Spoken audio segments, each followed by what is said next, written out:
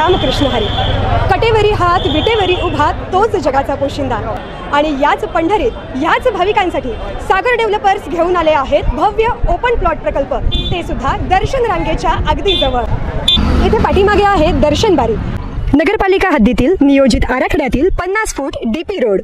संपूर्ण प्रोजेक्टमध्ये अंतर्गत street lights, plot demarcation, plantation आणि प्रत्येक प्लॉटला स्वतंत्र नळ कनेक्शन. संपूर्ण प्रोजेक्टला तारेचे कंपाऊंड.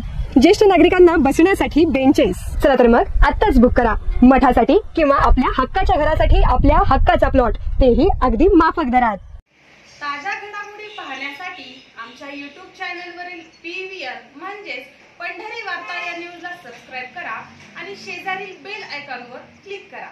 कर्जमुक्तीच्या मागणीवर राज्यभरात आक्रमक आंदोलन सुरू केलेले शेतकरी नेते रविकांत तुपकर यांच्या वाहनाला मध्यरात्री 12:30 ते 1 वाजेच्या दरम्यान वाशी तालुक्यातील पारगाव टोल नाक्यावर अपघात झाला. मद्यधुंद अवस्थेतील ट्रक ड्रायव्हरनं भरधाव ट्रकनं इनोवाला मागून धडक दिली. सुदैवाने यात कोणतीही जीवितहानी तथा गंभीर दुखापत झाली नाही.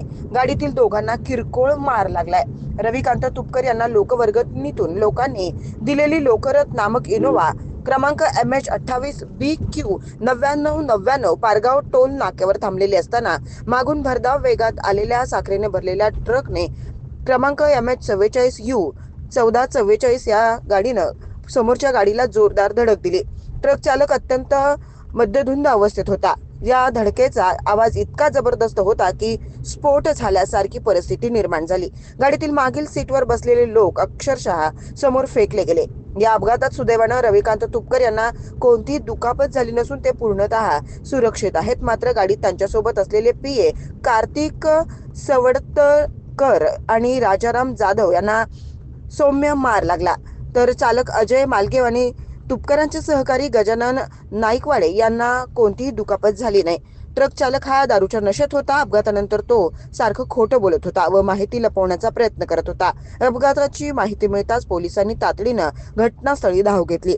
परिस्थितीचं गांभीर्य ओळखून चालकासह ट्रकमधील क्लिनरला पोलिसांनी ताब्यात घेतला असून साखरेनं भरलेला ट्रकही जप्त करण्यात आलाय. हा अपघात होता की घातपाताचा प्रयत्न, याबाबत अनेक शंका उपस्थित होत असून पोलिसांकडून दोन्ही बाजूंनी सखोल तपास सुरू करण्यात आलाय. या प्रकरणाचा तपास वाशी पोलीस स्टेशनचे पोलीस निरीक्षक संग्राम थोरात यांच्या मार्गदर्शनाखाली सुरू आहे.